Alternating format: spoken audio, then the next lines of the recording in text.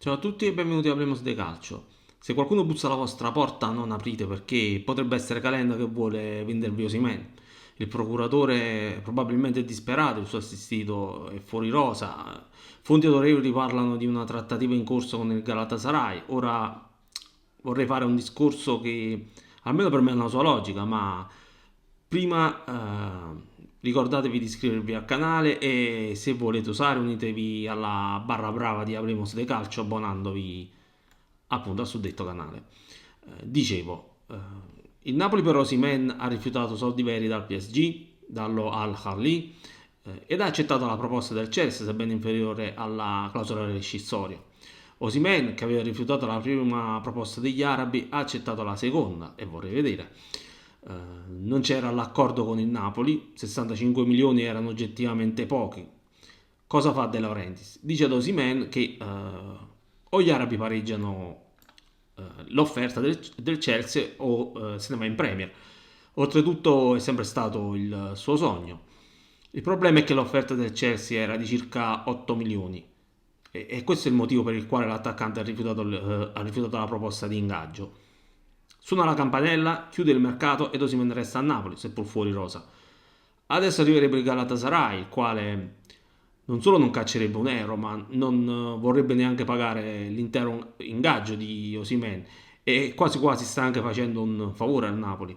Ora mi chiedo, perché De Laurentiis dovrebbe accettare una simile proposta dopo che, un po' per principio, un po' perché l'offerta degli arabi era insoddisfacente, ha scelto di rinunciare ai soldi facendosi pure prendere in giro da qualche giornalista che si sa vuole restare in buoni rapporti con i procuratori che passano le notizie. Tutto ciò non ha senso, anzi, lo si potrebbe spiegare in un solo modo. Sarà finito l'effetto dei medicinali o della bottiglia di vino che aveva bevuto il presidente, si è fatto due conti e si è accorto che ha speso un sacco di soldi senza intascare nulla.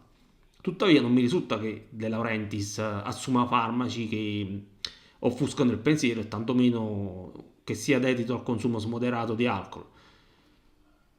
Quindi, diciamo, guardo con un po' di diffidenza a questa trattativa con il Galatasaray.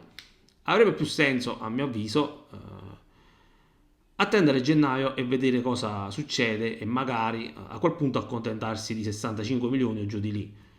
Perché pare evidente come il valore di Osimhen sia destinato a scendere indipendentemente che giochi o meno, in quanto da gennaio 2026 sarà libero di accordarsi con chi gli pare. Ma allora come si potrebbe dare un senso al trasferimento in prestito di Osimhen al Galatasaray e non ritrovarsi con lo stesso problema già dalla prossima estate?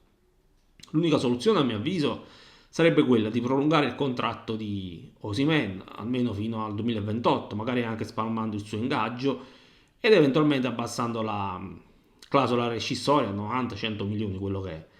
In questo modo il Napoli non si troverebbe nella situazione di essere nuovamente preso per la gola e godere di un maggior potere nelle trattative future. Poi naturalmente questo tipo di proposta dovrebbe sempre essere accettata da Osimhen e dal suo procuratore.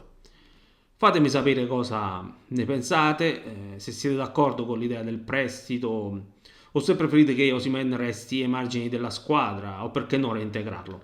Un saluto e prima di andare via non dimenticate di iscrivervi al canale.